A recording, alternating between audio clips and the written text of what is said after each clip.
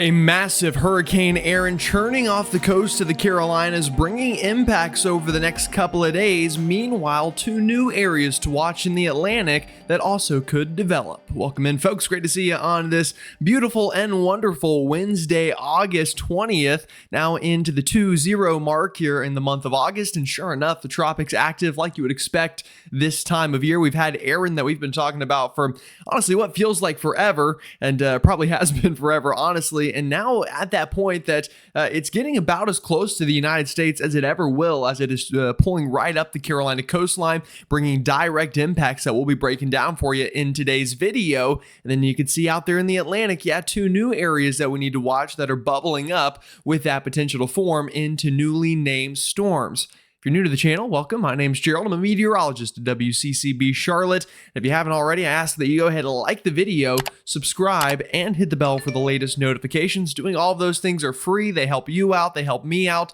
They keep these videos in your feed so you're always up to date with the latest model data and my analysis of that data. And folks, I'm never going to hide anything from you. I'm not going to gatekeep some of these models like maybe some meteorologists do. I'll always show it to you and give you the context behind it. So you're not seeing it first on Facebook with random people who might not even really know what they're looking at, posting it and telling you the end of the world is coming. I'm always going to show it to you and give you the context behind it, including the science, so you're always up to date and well informed.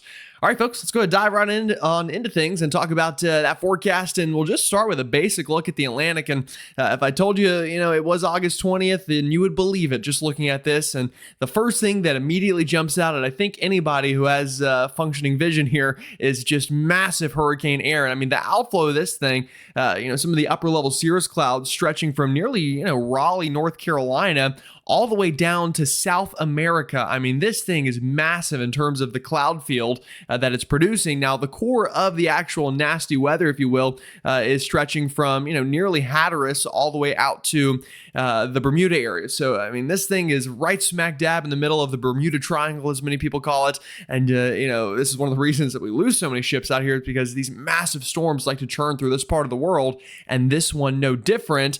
And then two new areas behind it that we're going to need to talk about today with the potential to develop into Fernand, which is our next named storm on the list. And I think at least one of these, I'll point out which one here in a bit, is a very good shot at doing that, even potentially here in the near term. Now, let's go ahead and give you the latest information here. I am going to go ahead and turn off the watches and warnings because I'm going to give you the more in-depth look at that here later on. But let's go ahead and give you the latest track on Hurricane Erin, sitting at 100-mile-an-hour Category 2 storm right now, and pressure down just below 950 millibars. So, I mean, to have a pressure that low, it's kind of rare to have winds not quite as strong as they are right now. Now, 100 miles an hour obviously is plenty strong enough to cause problems, but what happens when these storms get so big, it's kind of tough to maintain super strong winds because it's using so much energy to spread the wind out compared to speeding it up. And that's kind of what we're seeing right now with Hurricane Erin. Still a very massive, powerful storm, even if it's not technically a major hurricane. Now you can see, as was always forecasted, this thing is pulling on up and out to sea. And I could probably find the clip from nearly 7 or 10 days ago. I told you my gut was this one was going to split the gap between North Carolina and Bermuda. That's exactly what it's doing right now as it continues to pull north. The closest it will get to the United States probably going to be overnight tonight, right here, when it's going to be honestly about the same strength it is right now, only, about 200 or so miles offshore of North Carolina. And because of that, again, we are going to see impacts. In fact, on radar, you can see the outer bands of it here showing up on our radar imagery, not far offshore of, North Carolina. And some of that rain even here could potentially work into the outer banks with those breezy and windy conditions before pulling on up out to sea and becoming extra tropical by the time we get to the end of this week. Behind it, another area with a 60% chance of development here in the Atlantic. And then behind that, another area near the Cape Verde Islands with a 40% chance of development. We'll dive into those as well. And speaking of it, let's go ahead and switch on over to another view of satellite and break all this down for you more in depth.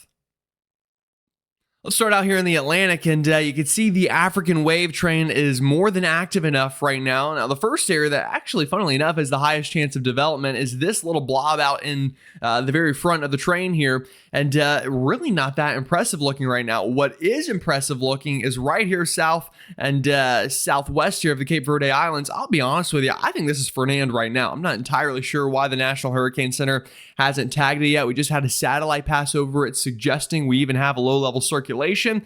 It looks pretty tropical storm to me, or even tropical depression if you want to call it that. So, I am suspicious that that one isn't already Fernand, and we'll talk about where that may go here coming up in a bit. But behind it, another wave rolling right off of Africa. So you get the point, folks. A full ITCZ Intertropical Convergence Zone main Atlantic development region season is upon us, and the peak of it's still 2 or 3 weeks away. So getting an early start here on a very active look in the Atlantic so far this 2025 hurricane season.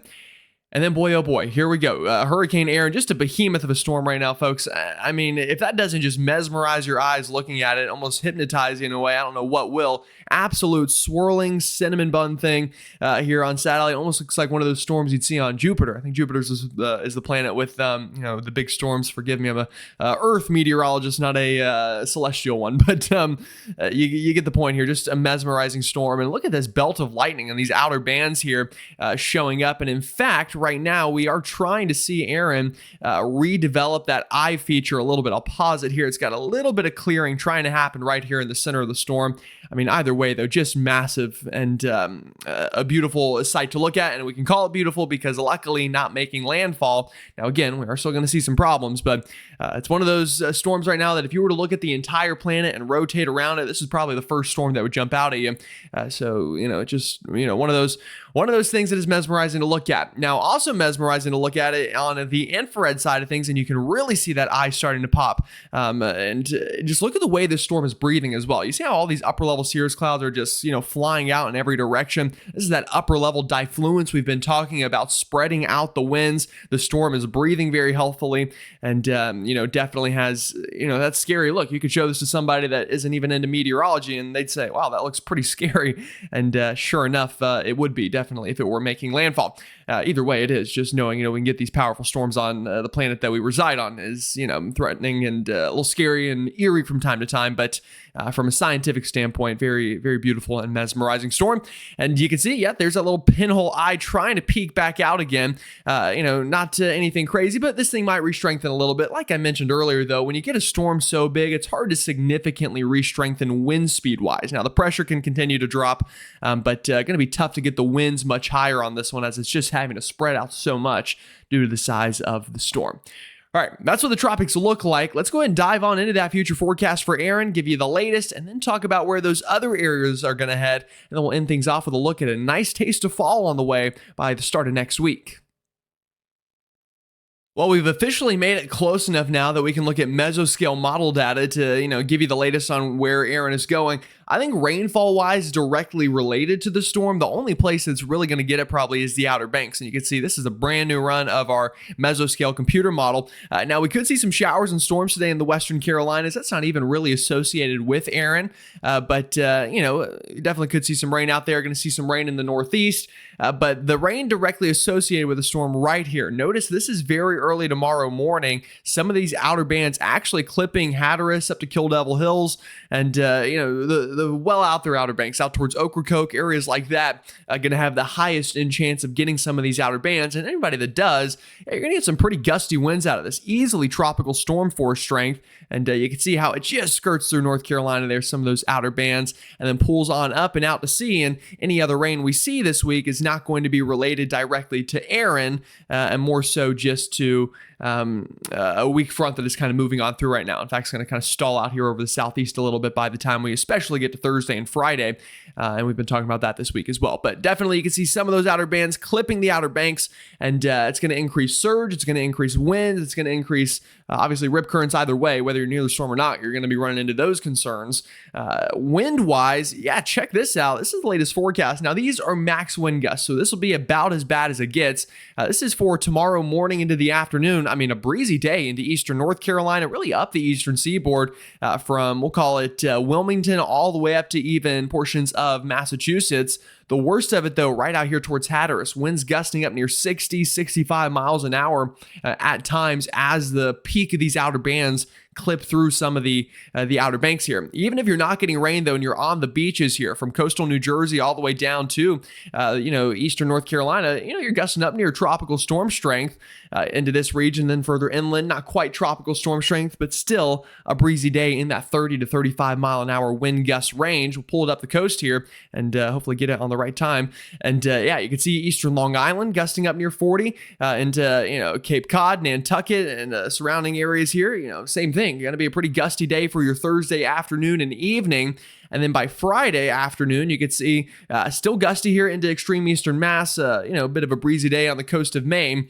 But all things considered, starting to say goodbye to Erin at that point for everyone outside of Eastern Canada, where you can see here Nova Scotia, Newfoundland, and Labrador, and all the other beautiful maritime provinces in Canada are going to see some gusty winds. Now, this is in kilometers per hour.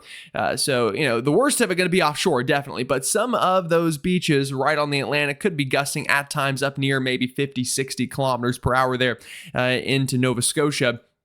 And then you can see up towards Newfoundland, same thing. The extreme, bits that stick out could be gusting in that 50, maybe even 60 kilometer range right on the beachfront. The further inland you go, the more frictional forces and the less likely you are to get any significant wind. But we're dodging a bullet on this one for sure. If this thing were any closer, we would have much bigger problems. So we'll take it and hope that we can continue this trend through the rest of hurricane season. Now that's great. Now, what about the water concerns, surge and rip currents? Well, let's go ahead and take a look at that.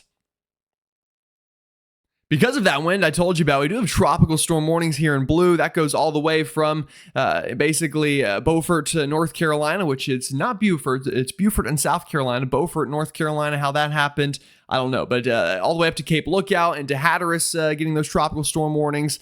Avon, and all the way up into Pea Island National Wildlife Refuge, and even up into Kill Devil's Hill under those tropical storm warnings. In fact, going all the way up to the Virginia line, and then tropical storm watches, at least as of right now, could get upgraded to warnings from the Virginia line all the way up here into the Chesapeake region of Virginia here. Just right on the coastline of the Atlantic. So, luckily no hurricane warnings, but tropical storm conditions are something we're going to come by, and not that uncommon for this part of the world. Whether it's a nor'easter or, even passing hurricanes, we do get these gusty winds from time to time, and luckily, I think most things are going to be just fine, but sure enough, could see maybe a couple trash cans blown over or something like that. Now, here is the bigger concern is the water. Now, rip current risk off the charts today from Florida all the way up into Long Island. So just do not swim today.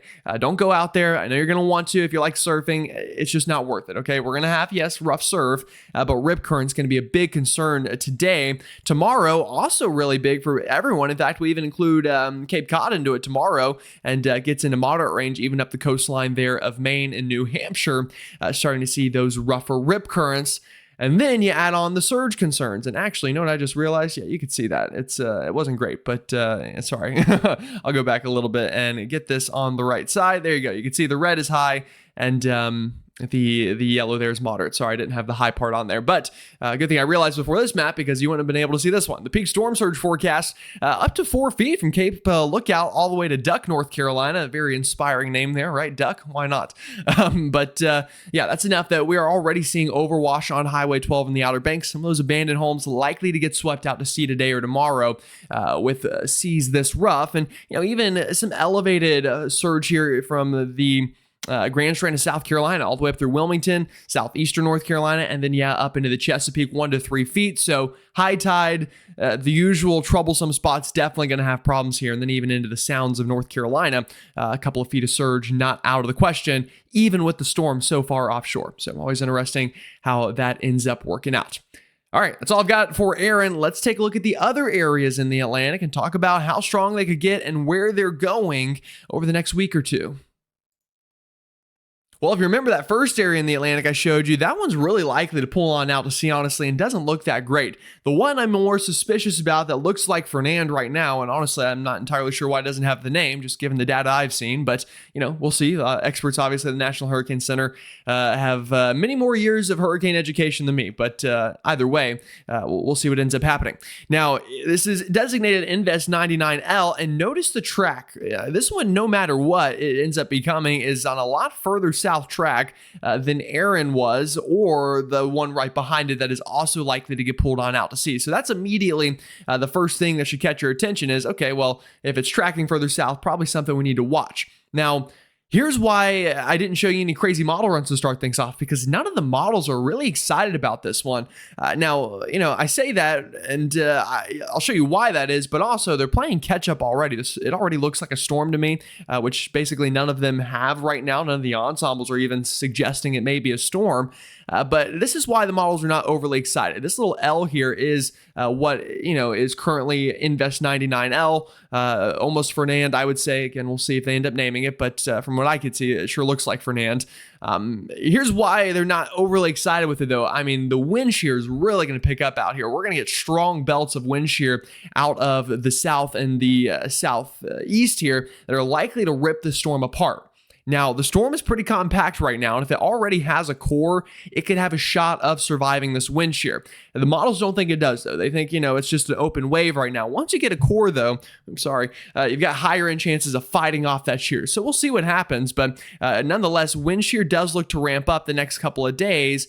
And then right around here by the end of this week does calm down a little bit again out into this region. And that could open up another opportunity that maybe the storm could try to get its act back together. We'll see what happens. Dry air also going to be a concern with this one. So, it's got its little moist envelope here. Here's the lead wave. That one, again, the one that's likely to pull on up the same path as Erin, which is why we're not spending a whole lot of time on it.